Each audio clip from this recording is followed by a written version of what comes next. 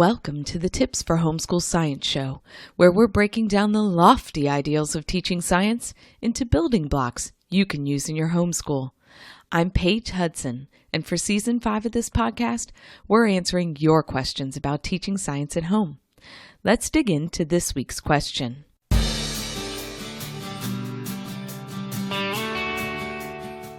What should your week with science look like? In our last episode, we covered the importance of teaching science in your home. Today, we're going to flesh out what this actually looks like. So there are three main keys that you need to hit for science each week. You need to do science, you need to gather scientific information, and you need to tell others what you learned about science. So let's take a closer look at each of these three core items. So first, you need to do some kind of hands-on science.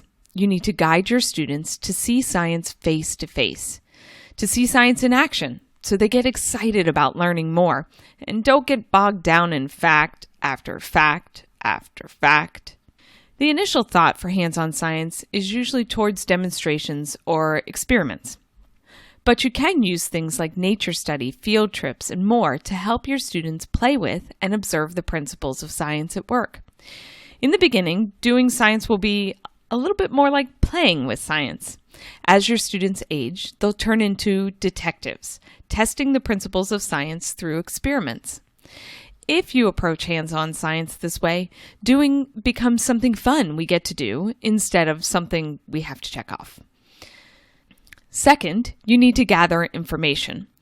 Science is both a context and a content subject, which is a fancy way of saying that we can see science in action, but we also need to study the principles and facts of science that we know to be true. Thankfully, as homeschoolers, we have access to so many resources beyond the standard textbook.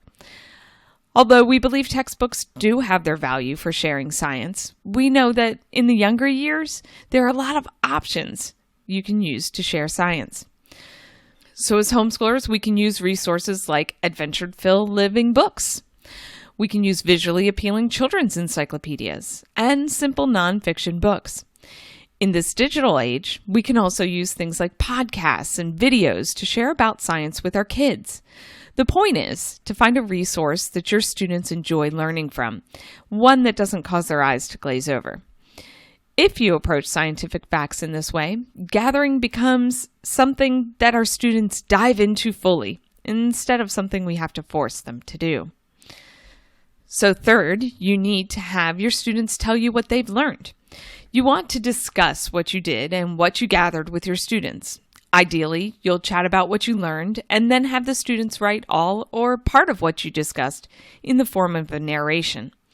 You can write this down for them in the earlier years and start turning this task over as they mature in their writing abilities.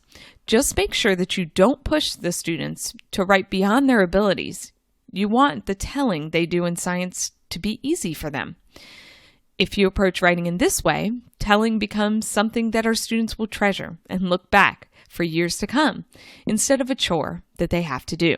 So what should your week with science look like? In short, you should do science, gather science, and tell science. It's that easy. Do, gather, tell.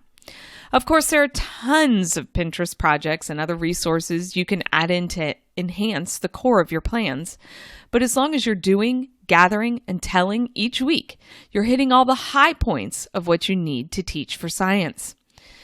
You can use a plan that lays out these three keys for you, or fold science learning into your life. Either way, you need to do, gather, and tell each week for science. How those three items are fleshed out in your homeschool will be as unique as you are.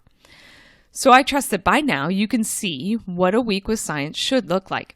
To see the full transcripts of this podcast, along with a few helpful links to posts about doing, gathering, and telling, head over to elementalscience.com/blogs/podcasts/75.